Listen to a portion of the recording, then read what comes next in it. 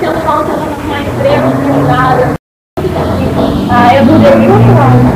Meu marido está, ó, há anos sem trabalhar com carteira assinada, a gente fica 5 dias, sumiu tudo. Tá muito difícil.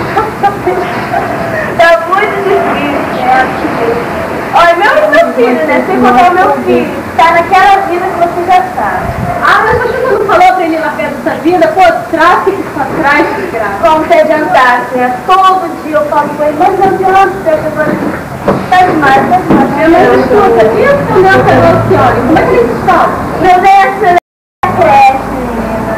Agora, Graciane, você tá por aí. Eu vou no mercado agora, pra mim, pra comprar os negocinhos.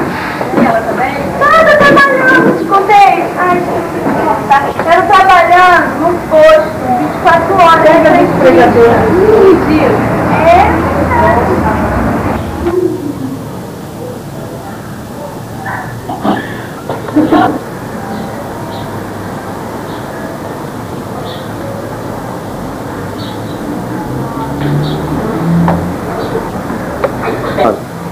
Só probleminha, né? Que é de noite.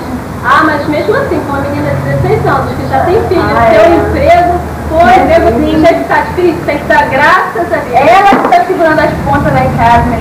Porque senão...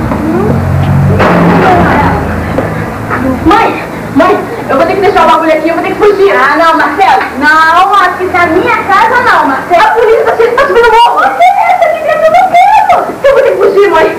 Não quero. Ai, meu Deus. Peraí! Parado!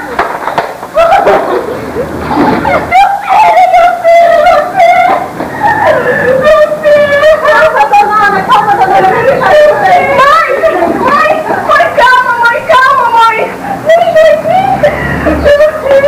Calma, mãe, a gente sabia que ia acontecer.